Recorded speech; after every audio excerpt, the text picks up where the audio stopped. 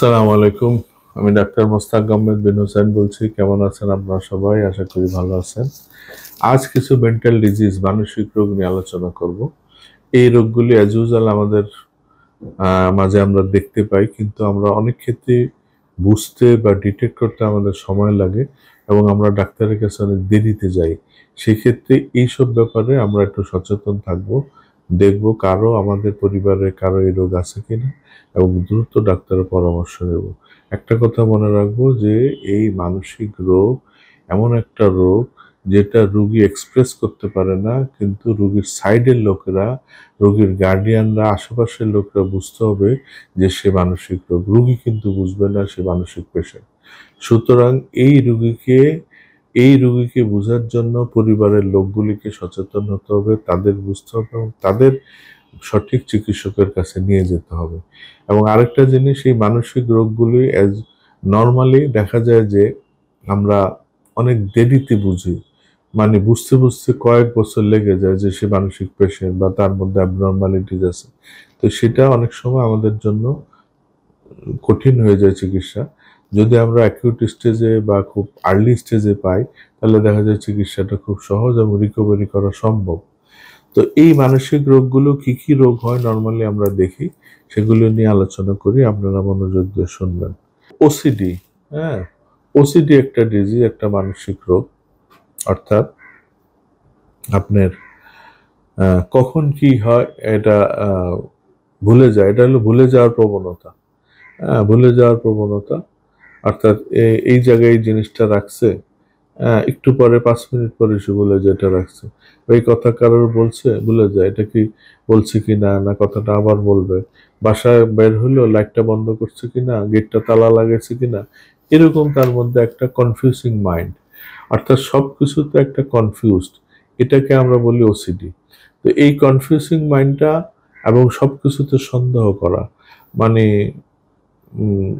মনে হচ্ছে তার পার্টনার, তার ওয়াইফ বা তার স্বামী তার সাথে তার সম্বন্ধে সমালোচনা করতেছে, তার নিয়ে মানে নেগেটিভ কিছু চিন্তা করতেছে।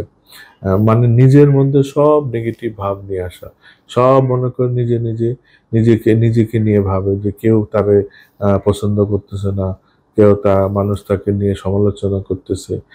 এবং মনের মধ্যে তার সব সময় একটা সন্দেহ, সে এটা করলো কিনা, এটা না করলে হতো। মানে একটা হওয়া জিনিসও তার মধ্যে হয় না, এর মধ্যে একটা কনফিউশন থাকে অলওয়েজ। মানুষের মধ্যে কনফিউশন, নিজের মধ্যে কনফিউশন, মানুষকে নিয়ে তার নেগেটিভ চিন্তা। এই ধরনের যদি আমরা লক্ষণ পাই, তাহলে বুঝবো সে একটা মানসিক রোগ। এবং এই রোগটা হলো ওসিডি। তা এই ওসিডিরও ভালো চিকিৎসা হোমিওতে আছে। অর্থাৎ সকল মানসিক রোগেরই চিকিৎসা কিন্তু হোমিওতে আছে। আর বিশেষ করে যেগুলি বলতেছি, ডিপ্রেশন, হাইপার অ্যাক্টিভিটি, ওসিডি, এগুলির ভালো চিকিৎসা হোমিওতে আছে, আপনারা পরামর্শ নিতে পারেন। এরপরে হলো প্যানিক অ্যাটাক, আরেকটা ডিজিজ। প্যানিক অ্যাটাক কি? হঠাৎ করে আপনি মনের মধ্যে একটা আতঙ্ক কাজ করে, ভয় কাজ করে। কোথাও ইন্টারভিউতে যাবেন, চাকরির ইন্টারভিউ, এত পালপিটেশন শুরু হয়, এত ভয় কাজ করে, আমি পারবো কিনা, কি জিজ্ঞেস করবে না জিজ্ঞেস করবে, আমি মনে হয় পারবো না, ডেফিনেটলি আমি ফেল করব, বা পরীক্ষার এক্সাম দিতে যাবে, খাতায় লিখতে পারবো কিনা। এই ধরনের হঠাৎ করে এর মধ্যে আতঙ্ক যখন কাজ করে, এবং সে অনেক সময় এইসব রোগী অজ্ঞান হয়ে যায়, তার যে ব্লাড প্রেশার নেমে যায়, মাথা ঘুরতে থাকে, শরীর দুর্বল লাগে, কলাপস করে মাঝে মাঝে। এই ধরনের জিনিস হলে আমরা বুঝবো তার মধ্যে প্যানিক অ্যাটাক হয়।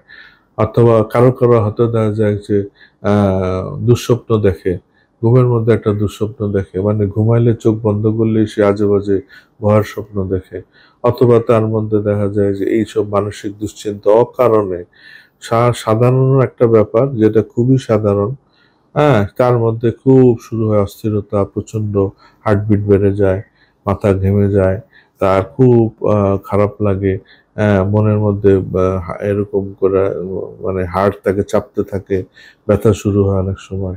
কোথাও যেতে হবে, এই তার পালপিটেশন, কোনো ডাক্তারের কাছে যেতে হবে, কোনো পরীক্ষা দিতে হবে, বা কারো কাছে এমনি যেতে হবে, তার পালপিটেশন, কখন যাবে, অস্থির। এই ধরনের অবস্থাকে আমরা বলি প্যানিক অ্যাটাক, এবং এই প্যানিক অ্যাটাকটারও কিন্তু একমাত্র চিকিৎসা হোমিওতে। কাজে আপনারা যে কোনো মানসিক ডিজিজ, যে কোনো মানসিক রোগ, অ্যাবনর্মালিটিস, আগে হোমিও ডাক্তারের শরণাপন্ন হন, ডায়াগনোসিস করেন আসলে তার কি, আসলে কি রোগ হয়েছে। এই সমস্ত রোগগুলি কিন্তু অ্যাজ ইউজুয়াল। এবং আমরা দেখি যে শারীরিক রোগগুলি রোগী এক্সপ্রেস করতে পারে, বলতে পারে, এবং ডিটেক্ট করা সহজ, এবং আমরা ওষুধ দিতে পারি। কিন্তু মানসিক রোগগুলো এমন একটা জিনিস, রোগী কিছুই বলতে পারে না, রোগীর কি অবস্থা সে নিজেই জানে না। সে মনে করে আমি সুস্থ, কেন আমাকে নিয়ে ডাক্তারের কাছে যায়, কিন্তু আসলে সে অসুস্থ, এবং কোথায় অসুস্থ, কি তার প্রবলেম সেটা বুঝবে কাছের লোকগুলি। কাজে মানসিক রোগগুলি হলে রোগীর ব্যাপারে আমরা বেশি পরিবারের লোকজন অ্যালার্ট হব, সঠিক চিকিৎসা নেওয়ার চেষ্টা করব, জীবনটাকে তার ঠিক করে দেওয়ার চেষ্টা করব। আজকে এ পর্যন্তই। ভালো থাকবেন সবাই। আশা করি অন্য কোনো এপিসোড নিয়ে আবার হাজির হব। আসসালামু আলাইকুম।